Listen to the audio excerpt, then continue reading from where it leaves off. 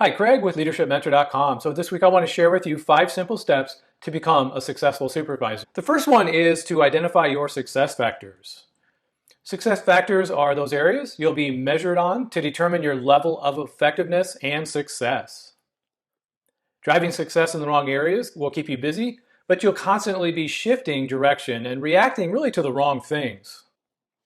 And it's important that you take the time to determine what your specific success factors are and get them from the right source. So when we talk about success factors, what we're really looking at is what areas will you be measured on, say at the end of the year, to determine if you were successful in your role as a supervisor. So where do we get those from? We get those from the person that we report to typically, right? Your manager is going to be the one that is going to be the one that's going to determine your level of success over the course of the year. And so we don't want to wait till the end of the year to determine if we were focused on the right things. And so we want to start to do those now. And we have a full course that we're just putting together that is the new Supervisor Bootcamp. And in this course, we actually walk you through a pretty simple process, kind of step by step on how to identify those. But I want to encourage you as a starting point, take the time to identify those areas of success that you're going to be measured on. And they do have to be measurable and tangible areas. So really important that you take this step first, so that as you move forward, you're focused on the right things. The next thing we're going to look at is creating a communication plan. And again, I think this is an area that we tend to neglect. And so we want to take a look at, once that you have your success factors defined, now you need to communicate them on a regular basis. Your communication plan is really simply just a regular routine of when you're going to meet with your team members, conduct team meetings, and then meet with your manager.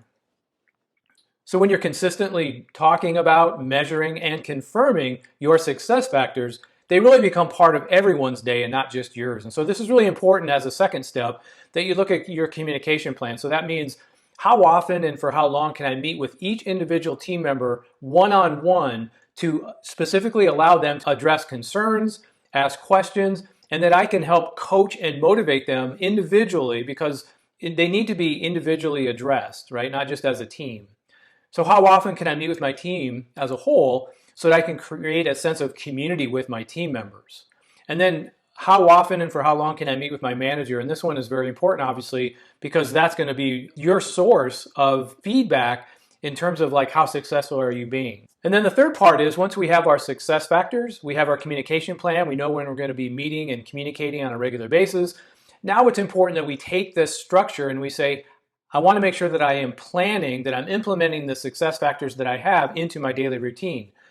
So most supervisors live in a world where they remain in a reactive mode all day long. They may have a regular routine, but they often find at the end of the day, they still have the most important tasks to do. And we're always going to have to address issues and challenges in real time, but not having a defined plan in front of you allows you to remain busy but unproductive. And so again, this goes back to our success factors and our communication plan. We have to have something tangible in front of us that we can refer back to on a regular basis. And that's where planning our day comes into practice. And so that just means that with your success factors, when you know what tasks really drive those success factors, you can make sure that those are a priority and they're in front of you on a regular basis. So if you have something in front of you and always reminding you of those tasks or those areas that are really going to drive success in the important areas, you're going to find that at the end of the day, you'll get those things done because they're in front of you and they're a regular focus.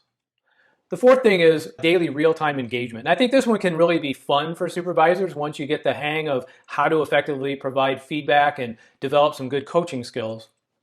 But when we want to ensure that our team is aware and focused on those areas that are important, we must catch them doing things right, and we coach them when doing them wrong. This reinforces good behavior while helping to identify and change bad behavior.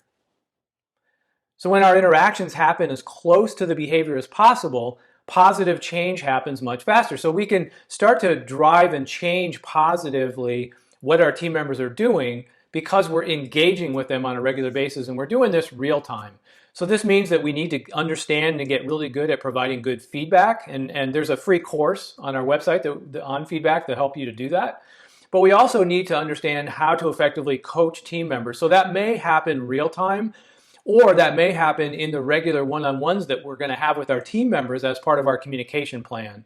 And so it's kind of integrating real time with the communication plan as a whole, but really important that you implement this on a regular basis. So it doesn't mean that you do this all day long, but it does mean that you need to have a time frame or time frames during the day that you're interacting, where you're listening to calls or you're walking the floor if you have the opportunity to work face-to-face with your team members. But we have to catch them doing things well and reinforce that behavior so that they continue.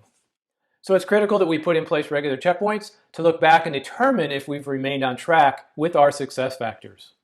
Because our success factors are tangible and measurable, getting feedback on past performance is possible. And because we're meeting with our team and our manager on a regular basis, we also receive input from these resources as well. And this takes you full circle all the way back to when you're doing your communication plan, you're meeting on a regular basis, you're talking about real time all of the things that should be most important and present in our team members' minds. And then because we're meeting with our manager and our team members, now we can get feedback on how those things are going, questions that they may have. We can get feedback from our manager on the success factors. Am I focused on the right areas? And sometimes we have to ask very specific questions to the person we report to make sure that we're getting good feedback.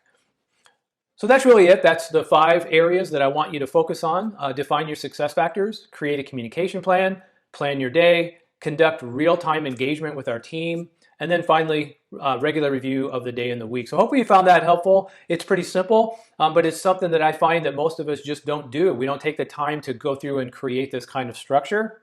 I want to encourage you to go to our website at leadershipmentor.com and join our community. We are offering a free course on Feedback 101, and this will get you started. And it'll give you a sense of what, not just a training course, but within that training course, a community where you can post things, you can ask questions, and you can engage with peers. And it's more of a social learning community than it is just a course. And so we offer a variety of different courses. There's a lot of free things in there as well. So check out leadershipmentor.com, and I hope you found this helpful. Have a great day.